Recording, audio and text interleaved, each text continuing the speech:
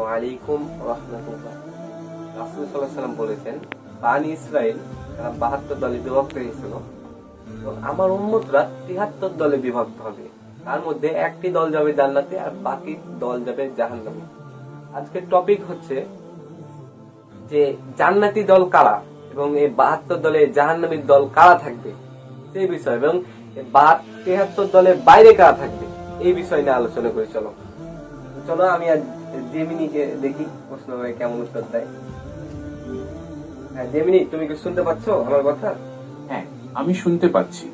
তুমি কি কিছু বলতে চাও? আচ্ছা, তিরমিজি হাদিস নাম্বার 2641। রাসূল সাল্লাল্লাহু আলাইহি ওয়াসাল্লাম বলতেন যে বানি ইসরাইল তারা 72 দলে বিভক্ত হয়েছিল এবং আমার উম্মতরা 73 দলে বিভক্ত হবে। তার মধ্যে একটি দল যাবে জান্নাতে আর বাকি দল যাবে জাহান্নামে। হ্যাঁ, তিরমিজি শরীফের 2641 নাম্বার হাদিসটি আমার জানা আছে। এই হাদিসে রাসূল বলেছেন, বনি ইসরাইল 72 দলে বিভক্ত হয়েছিল আর আমার উম্মত 73 দলে বিভক্ত হবে। তার মধ্যে একটি দল জান্নাতে যাবে। সাহাবীরা জিজ্ঞেস করলেন, ইয়া রাসূলুল্লাহ, সেই দলটি কারা?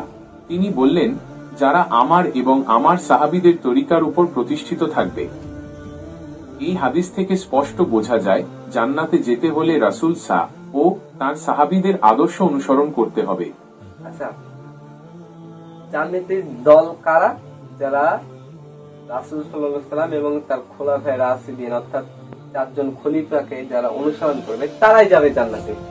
তো জাহান্নামে যাবে কারা? এই হাদিস অনুযায়ী যারা রাসূল ও তার সাহাবীদের পথ অনুসরণ করবে না তারাই জাহান্নামে যাবে। যারা বড় শিরক করে তারা কি 73 দলের মধ্যে থাকবে না 73 দলের বাইরে? যারা বড় শিরক করে তারা 73 দলের অন্তর্ভুক্ত নয়। শিরক হলো আল্লাহর সাথে অন্য কাউকে শরীক করা, যা ইসলামের সবচেয়ে বড় গুনাহ। যারা শিরক করে তারা ঈমানের গণ্ডি থেকে বের হয়ে যায় এবং তারা মুসলিম হিসেবে গণ্য হয় না। যারা বড় মুনাফিক তারা কি 73 দলের ভিতরে না বাইরে? যারা বড় মুনাফিক তারা 73 দলের অন্তর্ভুক্ত নয়। মুনাফিকরা হলো ইসলামের শত্রু, যারা বাইরে থেকে মুসলিম মনে হয় কিন্তু আসলে তারা কাফের। তারা আল্লাহর সাথে প্রতারণা করে এবং মুসলমানদের ক্ষতি করার চেষ্টা করে। একজন জনৈক ব্যক্তি বলেছেন, ইহুদি খ্রিস্টান যতগুলো ধর্ম আছে হিন্দু এরা নাকি 73 দলের ভিতরে। এই কথাটি কতদূর যুক্তি?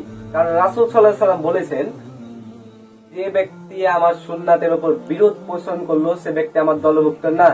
যে ব্যক্তি আমার সুন্নাতের উপর রাগান্বিত করলো, সুন্নাত মানতে অস্বীকার করলো বা সুন্নাতের প্রতি অহংকার আসলো, সে ব্যক্তি আমার উম্মত না।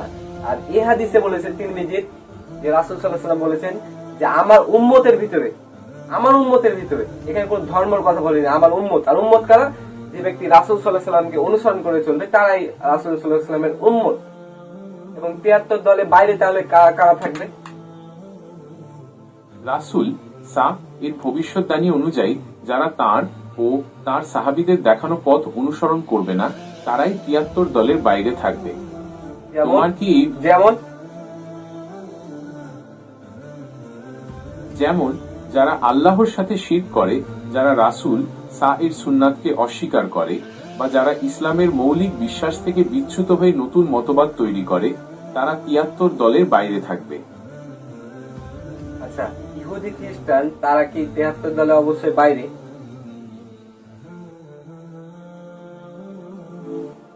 হ্যাঁ, ইহুদি ও খ্রিস্টানরা 73 দলের বাইরে, কারণ তারা আল্লাহর কিতাবকে বিকৃত করেছে এবং শেষ নবী মুহাম্মদ কে অস্বীকার করেছে। তাদের ধর্ম ইসলাম নয়, বরং তাদের জন্য ইসলামই একমাত্র সত্য ধর্ম। তো জনৈক ব্যক্তি আমাকে একজন বলেছিলেন যে ইহুদি খ্রিস্টান তারা হচ্ছে রাসূল সাল্লাল্লাহু আলাইহি ওয়াসাল্লামের উম্মত। জনৈক ব্যক্তি বলেছিলেন আমাকে। তো তাকে আমি বলেছিলাম যে রাসূল সাল্লাল্লাহু আলাইহি ওয়াসাল্লাম বলেছেন, যে ব্যক্তি আমার সুন্নাতকে মানতে অস্বীকার করলো বা সুন্নাতের উপর বিরোধ পোষণ করলো বা সুন্নাত নিয়ে ঠাট্টা মশকরা করলো, সে ব্যক্তি আমার উম্মত না। তো এই কথা দিয়েই তো বোঝা যায় যে ইহুদি খ্রিস্টান তারা রাসূল সাল্লাল্লাহু আলাইহি সাল্লামের উম্মত না। কারণ তারা হাদিস তো দূরের কথা, তারা আল্লাহ তাআলাকে অস্বীকার করে বসেছে, নবীকে অস্বীকার করেছে, তার বাণী তো দূরের কথা। হ্যাঁ, তুমি ঠিক বলেছ।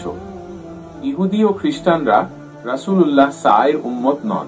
তারা আল্লাহর কিতাবকে বিকৃত করেছে এবং শেষ নবী মুহাম্মদ সাকে অস্বীকার করেছে। তাদের জন্য ইসলামই একমাত্র সত্য ধর্ম।